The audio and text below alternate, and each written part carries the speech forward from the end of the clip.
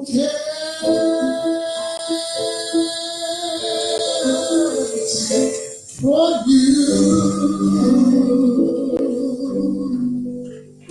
the tears in your eyes. Hey, good morning again. Welcome to Beech Baptist Church, Jackson, Louisiana. We had some technical difficulties that hindered our earlier presentation. Amen. But again, we want to continue right now. We understand that sometime in life, because of this modern technology, amen, it has its good points, but also it has, amen, its bad points, amen.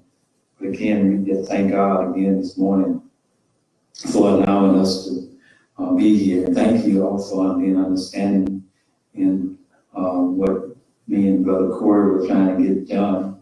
Amen. We'll see if God fixed it, amen, where we are still able to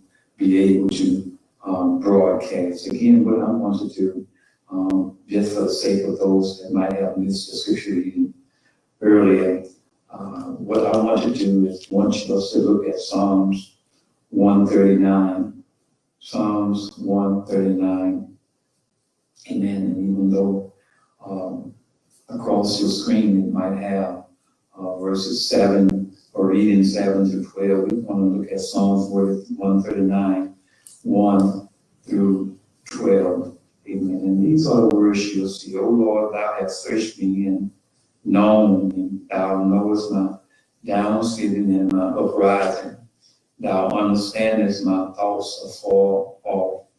Thou compassest my path and my lying down, and art acquainted with all my ways. For there is not a word in my tongue, but lo, O Lord, thou knowest it altogether. Thou hast set me behind and before, and laid thy hand upon me. Such knowledge is too wonderful for me. It is high. I cannot attain unto it. Whither shall I go from thy spirit? Or whither shall I flee from thy presence? If I ascend up into heaven, thou art there. If I make my bed in hell, behold, thou art there. If I take the wings of the morning and dwell in the utmost part of the sea, even there shall thy hand lead me, and thy right hand shall hold me. If I say, surely the darkness shall cover me, even the night shall be light about me. Yea, the darkness hideth not from thee, but the night shineth as the day, and the darkness and the light are both alike to thee. Again, what we want to talk about this morning, again, is in our Holy Communion service for this month of May. And again, even though we are in various places, amen, we are still serving God that is everywhere. He's omnipresent, amen. Thank God for Him being who He is, a great and mighty, almighty God. But I want to look at, they're reading 8, 9, and 10. If I ascend into heaven, thou art there. If I make my bed in hell, behold, thou art there. If I take the wing of the morning and dwell in the utmost part of the sea, even there shall thy hand lead me, and thy right hand shall hold me. I want to talk this morning on the subject that God, the God that is always there. And for a subtopic, forever in the presence of God. Forever in the presence of God. Sometimes I find out that even mature Christians who have followed Christ for many years go through trying, time and disheartening situation where we feel that God seems far away. We find ourselves in a situation we've never been in before and in adversities that have seemed to have gotten the best of us. And we wonder, has God moved off our street and out of our neighborhood? And again, no matter who we are from time to time, life valleys can cause us to grasp hold of an untrue feeling. See, if the truth be told, when we find ourselves dealing with sickness that seem uncurable, amen, when we find ourselves dealing with financial setbacks that seem to be hopeless, and dealing with family problems that seem to have gotten beyond any hope of resolving, those are the times, if we are not careful, listen to this morning, if we are not careful, we will get attacked by false and untrue feeling that God has distanced himself. So many make the false assumption that when things are going well and that there are no issues, no setback, no obstruction in our way, that God is walking side by side with us. But when life turns 180 degrees, which it can, and in this life it sometimes will, and when we find those beautiful mornings give way to a stormy evening, and when that clear blue sky quickly hides under the clouds of midday, we wonder where is God. When the lovely chirping of the bird wakes us up in the morning, give way to the mighty noise of thunder, and our latter portion of that day, we feel as though God has abandoned us. And now it's currently absent from our life, family, photos. But this morning I want to share with you that might be feeling like that or might have become in that situation because of the pandemic, that we serve a God that is not a God of absenteeism. And no matter how we might feel, there is never, listen to me this morning, never one moment, never a split second, never the smallest amount of time that God is missing from our presence. That's what the shout about this morning. No matter. There is a small amount of time, small enough, where God is missing from our presence. But again, we can feel like that, yes.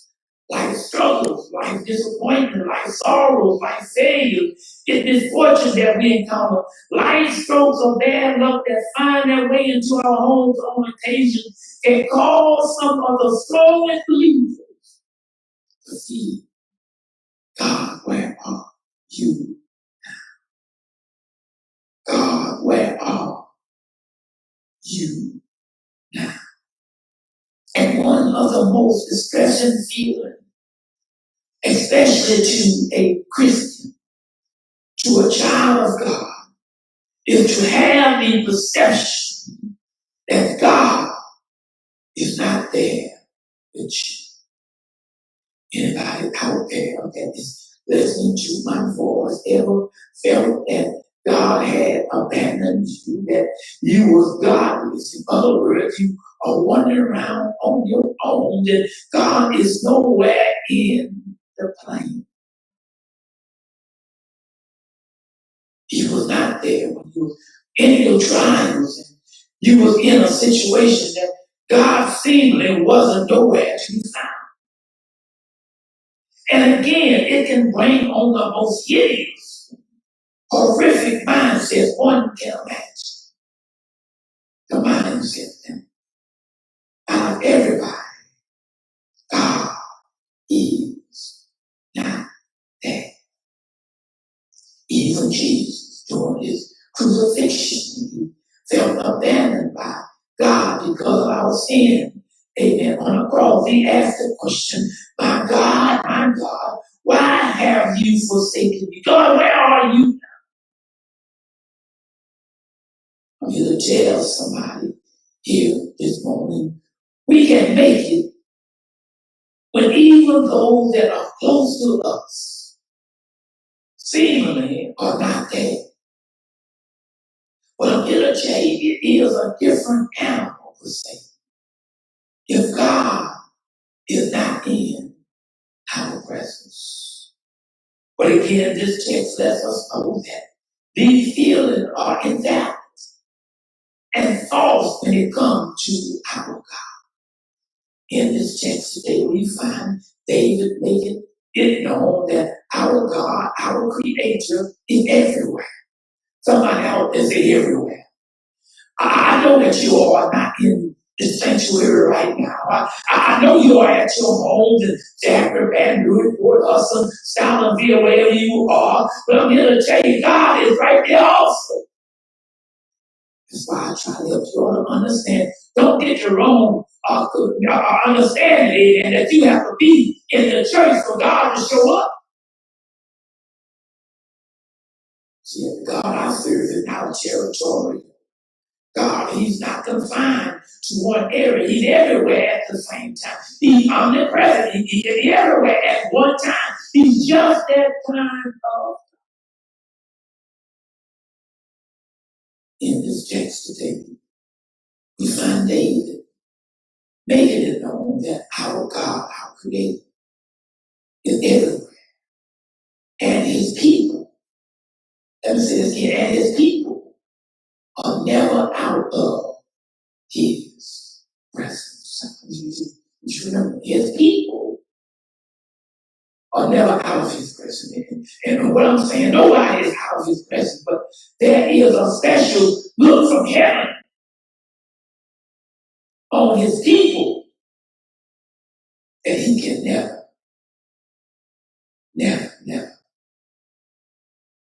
be away from your presence.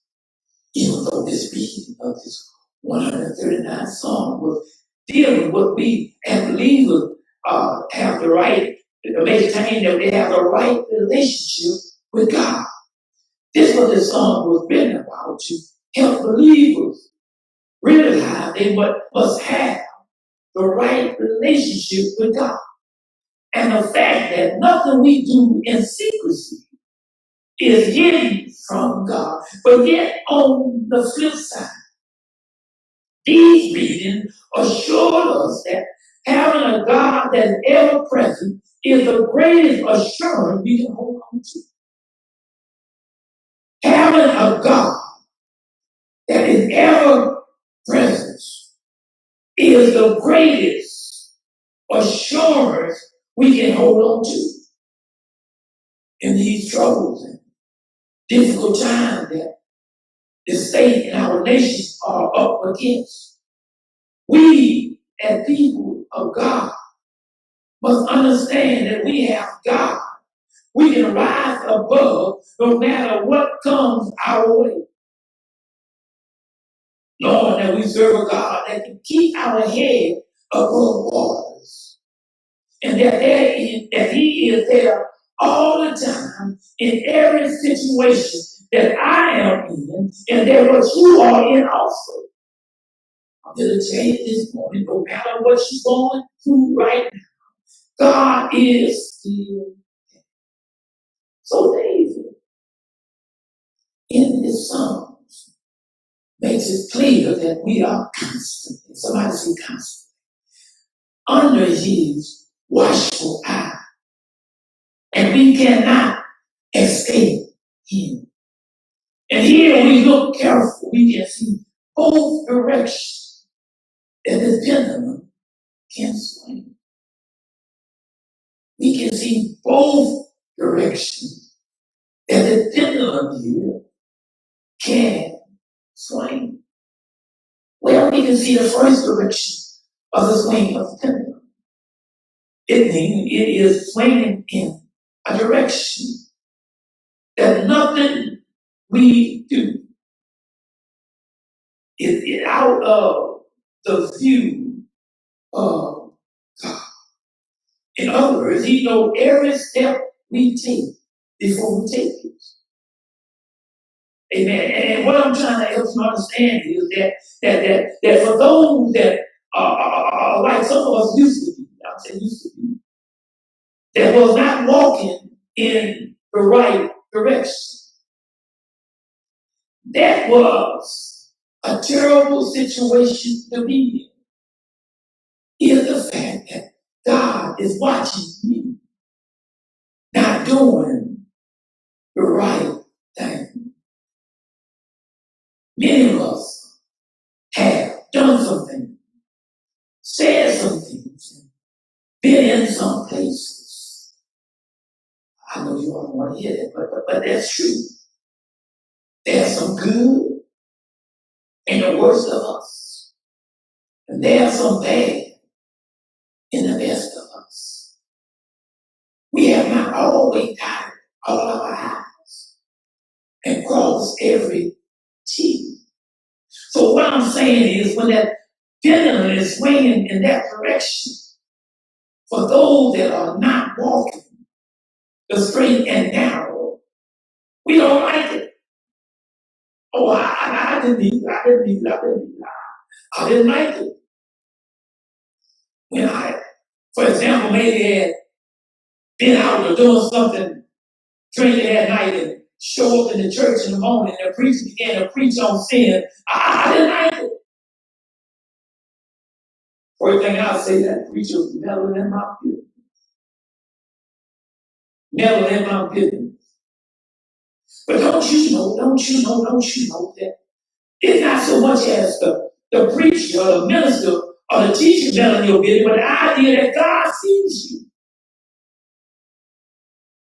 In other words, there is nothing secret when it comes to the knowledge of.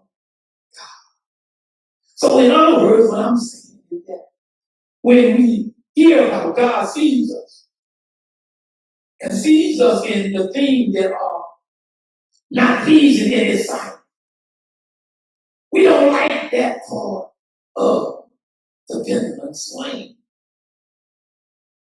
We don't like that part. We don't like that part. We don't like that part. It's kind of like a police. If you ride up and down the street, no registration, license expired, in a stolen vehicle, and you see police is everywhere. The first thing he'll say, don't police is everywhere, they don't need to be here. But again, those same police, if you are driving your car and you are the victim of a carjack, and that police is right there shining on the spot, the first thing you'll say, I'm glad that police was in my presence. So we can see both sides of the pendulum swinging. We can see the pendulum swinging in a way that it helps correct us. But we can see it swinging in a way that we need the pendulum to swing. In other words, what I'm saying, that we see how it swings in the other direction, we can see the goodness behind it. Because verse 3 through 6, I'm not going there and explain them all together, but those three will deal with how God watches every step we take, every move we make, everything we do, every place we go. And even at 8 falls of verse 8, he said, if I ascend up into heaven, be you there? You are there. But then we go to the other part. If I make my bed in hell, if I make my bed in hell, behold, thou art there. When David was saying, if I make my bed in heaven, if I go up to heaven, he's there. If I make my bed in hell, even though David was saying, no height, heaven, no depth, hell, or beyond God view. But the encouraging thing in this It lets us know because even at our lowest, we are never out of the presence of God. Even at our lowest, we are never out of the presence of God. Like I said earlier, many have that false assumption that when we have bottomed out in life, God doesn't see us. But I want to encourage someone this morning that God sees your predicament. He knows about your hardship. Realize that life now is a struggle. And understand that things are weighing you down. But he still wants you to know that I am that. 2 points, we're going to be out of here for today. Because it's good to know that God's presence is everywhere. Because for a believer, his presence means so much. Reason I am so grateful about his presence is because, number one, only in his presence can joy be found. What I'm saying, because of circumstances that surround us, it is easy to be sad, unhappy, and dejected. But because of God ever present, we can have joy. Do I have anybody out there this morning that have joy right now? I'm here to tell you, you can have that joy because of the presence of God. The psalmist said in Psalm 16 and 11 that in God's presence is the fullness of joy. And in his right hand are great benefits. In other words, we are guaranteed joy because of his presence. I'm not saying that everything is going to be like we want it to be, but we still can find joy because of the fact that God is right there. Sure, you might lose some stuff. Sure, you might go through some hard trials, but you still can have joy because of the fact that God is in your presence. Not only in his presence can joy be found, but also in his presence we have help during trouble. That's what the 6th Psalm made it clear. The record words is that God is our refuge and strength, a very present help in time of trouble. What the psalmist was saying there is that even though you are in some situation right now, even though you are in some trouble circumstance right now, the psalmist is saying that God is right there with you. In other words, he have not left you. He have not forsaken you. I heard Isaiah said in Isaiah 43 and 2, that when thou passest through the water, he said, God said, I will be with you. And when you walk through the rivers, they shall not overflow thee. When you walk through the fire, it's all right, the lion say, fear not, because I am with you. Somebody out there this morning, don't you get discouraged because of the fact that as a child of God, even in your trouble, God's presence is you.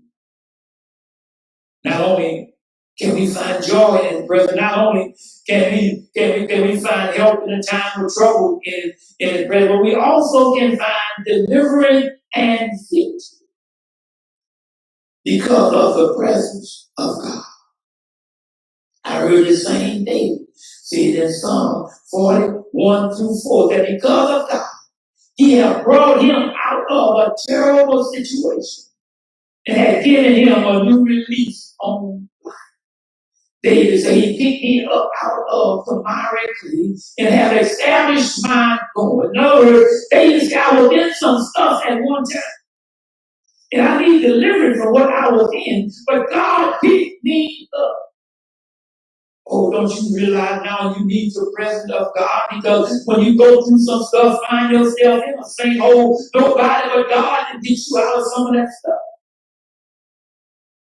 Ain't no magic wand you can wave that. There are no rabbits what you can get. There are no 40 clothes you can put in your pocket. There's no piece of cabbage you can have to put in your wallet. Amen. To help get you through some stuff. You don't need the power of. Not only can we find joy in His presence, not only can we find help during trouble in His presence, not only can we find deliverance and victory in His presence, but we also can find healing in His presence. All through the New Testament and all through the New Testament, there was many occasions that Jesus, God in the flesh, being present, was able to work divine healing.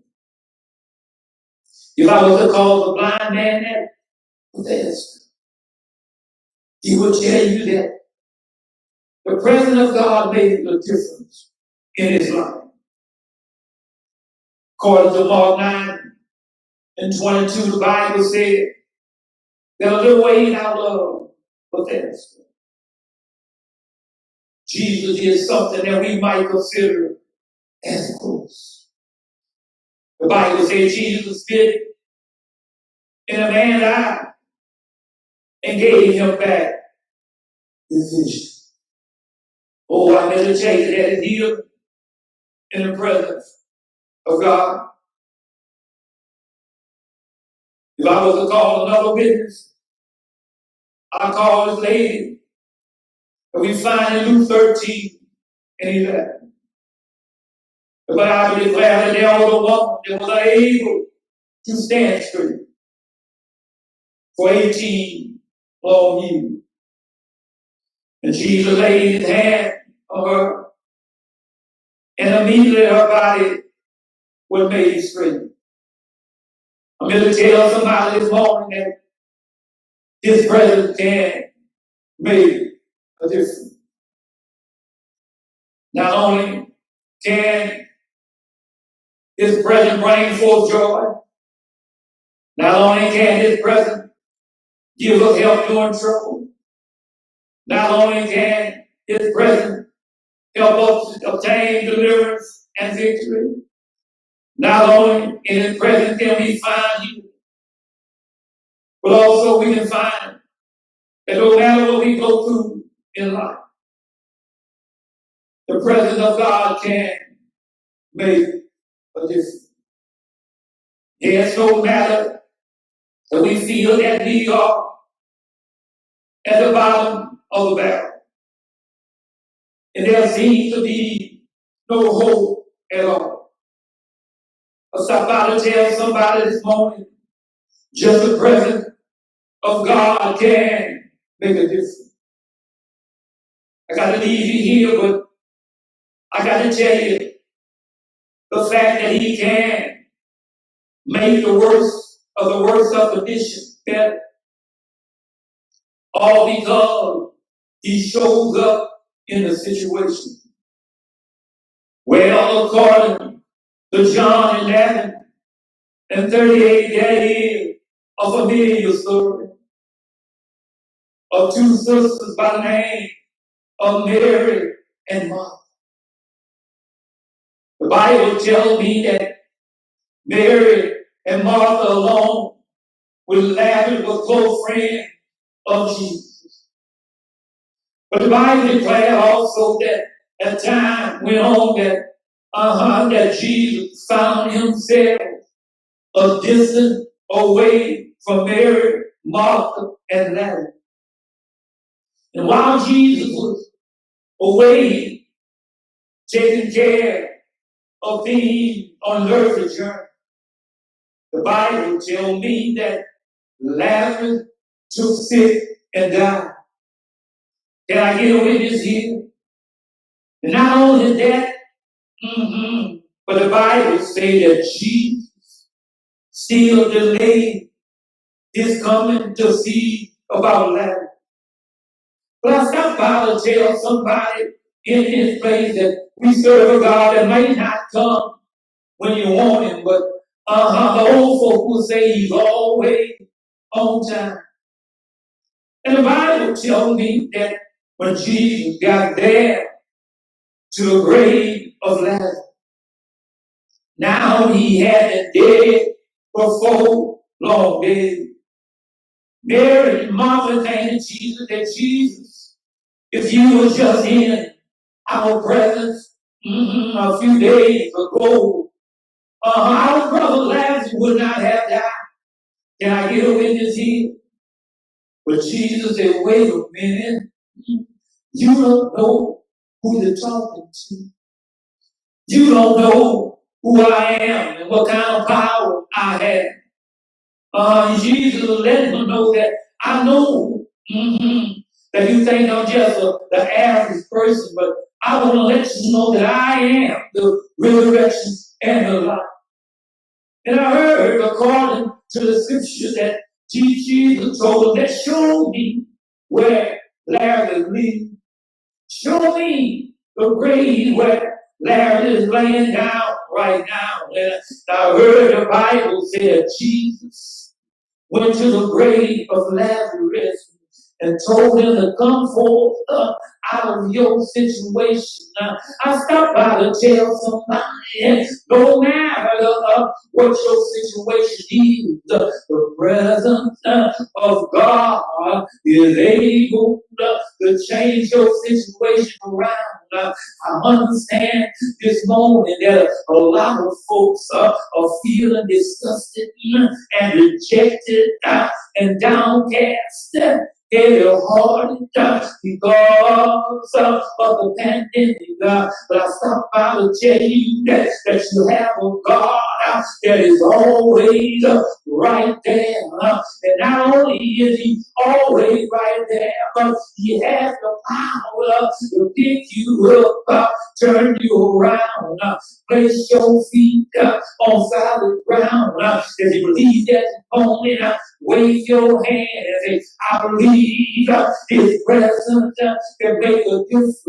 Do I have anybody that went through some stuff and God showed up in the midst of your situation and turned your situation around? There's nobody but the presence of God that is able to make these things happen. That's why I'm so glad this morning that the Lord walk with me, talk with me, tell me I am his child. No matter how the situation is, no matter how dark the clouds hang, I know that if God is for me, everything is all right. Do I have anybody out there that listening to my voice? Know that God is able, because of his presence, to turn your situation all around. You might be unemployed right now, but you allow him to be a part of your life. He's able to turn your situation all around. You might be going through some ups and downs. Now stop by to tell you, allow God to be in your presence. He's able to keep you from falling. Do you know he's all right? Do you know he's all right? Well, preacher, why you try God? Why you have so confidence in the presence of God? Well, I believe that nothing can separate me from the love of God. And God is always there.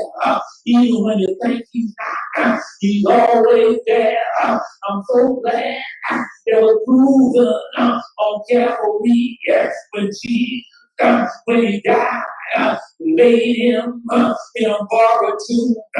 lay there all night Friday, all day Saturday, all night Saturday night, but early Sunday morning, he got up with all power in his hand. Lets us know that he's always there. In other words, death can't hold him. The grave can't keep him in. Because he's God all by himself. I stop by to tell you there's nothing that God can't do. Won't you try? My Jesus, won't you try? My God. He's all right this morning. He's all right this morning. He's all right this morning. If you know he's all right, shake your family member's hand and say, I know God is all right. I know he is right there with me. No matter what comes my way, he's right there. He's right there. He's right there. He always there. And I like what David said. If I ascend up to heaven,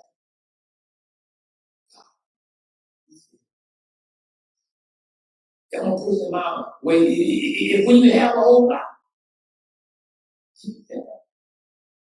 But when you get at your lowest and find yourself in hellish situation, God is right there. And David went on to clear and let them know even darkness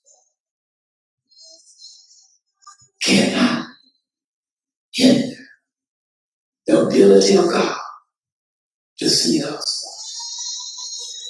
There's some of us here this morning on the sound of my voice. You're in a dark situation now. I'm here to tell you that darkness is as light in the presence of God. So this morning, if there's anybody out there that don't have a relationship with Jesus, I'm here to tell you that He is one. If you allow Him to be a part of your life, He'll never leave you, nor will He ever forsake you. And you will always be in His presence. I'm not saying you're not in His presence now. But like I said earlier, for His children, there are great rewards for being in His presence. I have joy now because of His presence. I have victory and deliverance because of His presence. I know that if Satan comes, if he's in a doctor's office with me, and I call them doctors, that's what they are. If I'm in a doctor's office and the healer is there, in my presence is well. But if you are out there this morning and don't have a relationship with God, I challenge you right now to give your life to Him. He is the greatest one that you would have in your presence. If you're out there this morning and it's on my voice, you say, Pastor, I'm not in a church. How can I give my life to God? I told you that you're always in His presence. All you have to do is, Lord, be merciful to me, a sinner. Accept me as your child. And if you say that and mean that, even right now, if I don't get where you are, you might be on the bridge, you might be riding up and down the street in your car doing things that are not of God. But He can change your life right now because of His presence. If you're there, I challenge you to give your life to Him. And I challenge you as the song is playing right now. Just a close walk with Him. How many out this morning just want to have a closer walk with him? Just want to have a closer walk with him. That's what it's all about. Have a closer walk with him. Be in his presence, have that relationship that is inseparable. That's what it's all about. Having a relationship with him. What a mighty God we serve.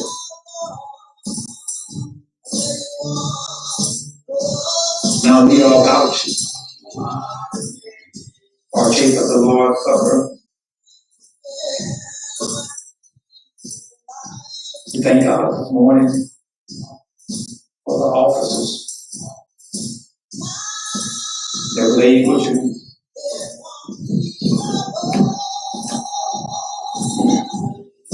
make sure that all the Christians that wanted to be served were served. What we're going to do, we're going to pray. We're going to pray.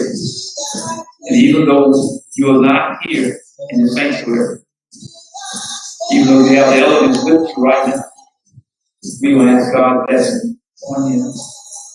Eternal God, our Father, we come back. In the mighty name of Jesus, we thank you one more time. We thank you for your grace. Thank you for your mercy. We thank you, dear God, for your word, because you declared your word will never return void. You always accomplish what it set out to do. Now, dear Master, we are about to partake of the element that represents our bruised body and our shed blood. Even though, dear God, on this morning, we are all in various places, in our home, maybe in our car, maybe right up and down the highway.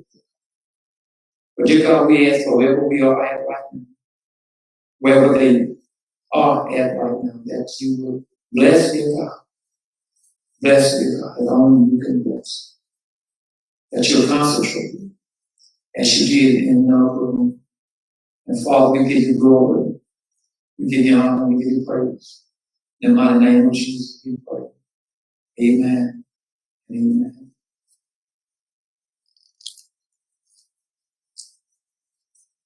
We have here the them who represent the bruised body of our Lord and Savior Jesus Christ. By partaking of this, there is no salvation.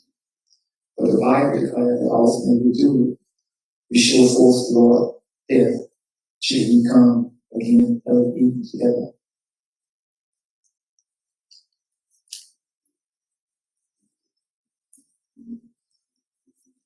We also have the juice, which represents the shed blood of our Lord and Savior Jesus Christ.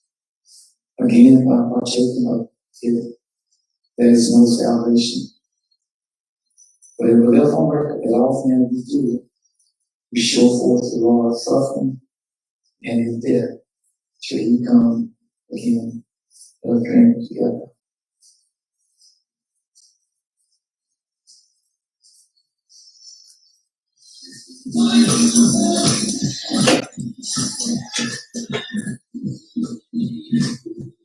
Amen. So we give God the glory.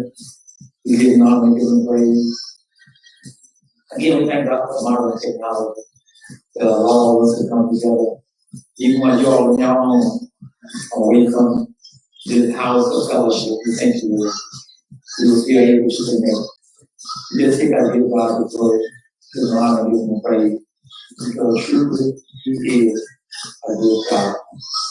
Again, all the listeners that you love this morning, we thank God for your presence. We thank God for your presence this morning. And we trust God that as we go out into this world, as we deal with the pandemic that we're in, that you always realize that the presence of God is always there. That you are always forever in his presence. You know, that's something like you leave here today feeling good about. But no matter what comes our way, we are always in the presence of God. I love you with the love of Christ. And tomorrow night, Bible study at 7 o'clock p.m. Amen. Again, to God, to the glory, to him be honor, and to him be praise. We love you with the love of Christ. God bless you. And God is our God.